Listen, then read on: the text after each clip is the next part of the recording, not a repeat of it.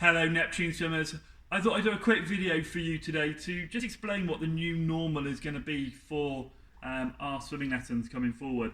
Now you'll have seen and we've put up some videos of what the venue is going to look like, but we haven't spoken too much about what the new normal is going to be. So I just thought I'd do a very quick video to explain to you what's going to happen when you come back. So first things first, please can you not arrive more than 5 minutes before the start of your lessons? As you know, a lot of our venues are quite small, therefore we're trying to limit the amount of people that we have in and around the building.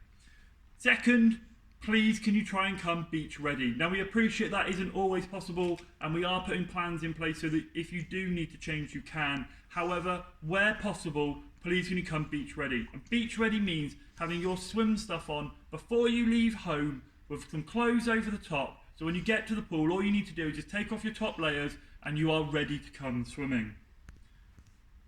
When you enter the building, there will be, at any of our venues, there will be a member of staff waiting to greet you. Now, these members of staff have got to ask you a couple of questions, and these are our COVID-related questions. The first one, have you been free of COVID-19 symptoms in the last 14 days?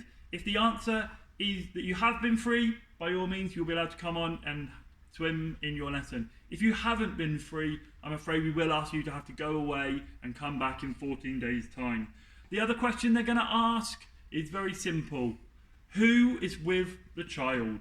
Now again, this comes back to our track and trace system that we have to know who has brought the child every time they come. So the member of staff will very simply write mum, dad, granny, granddad, so on until we get to the end. We keep those records for 21 days. We will then be destroying them at the end of the 21 days because we don't need to keep them anymore.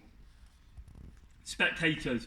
Again, our venues are quite small, therefore we are asking only one parent per family group to come and sit on poolside and watch. We will ask you to remain on poolside. You won't be allowed to spectate from anywhere else, I'm afraid. Alright.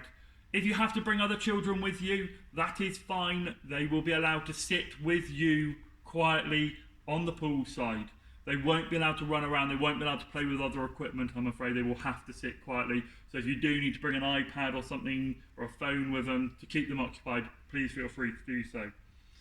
Changing rooms, we're going to try and keep the changing rooms as much as we possibly can for our wet swimmers. We have got dry changing spaces set up at all of our venues so that should you need to change, if you can't come beach ready, that is absolutely fine. Or if you're an adult and you can't come beach ready, that is fine. However, we are going to ask you to try and keep the changing rooms completely free by only using them for when the kids have come out of the water.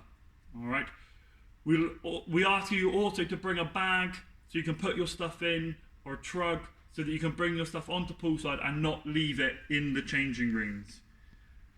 Face masks. This is the one that a lot of people have been messaging us about, so I wanted to cover it.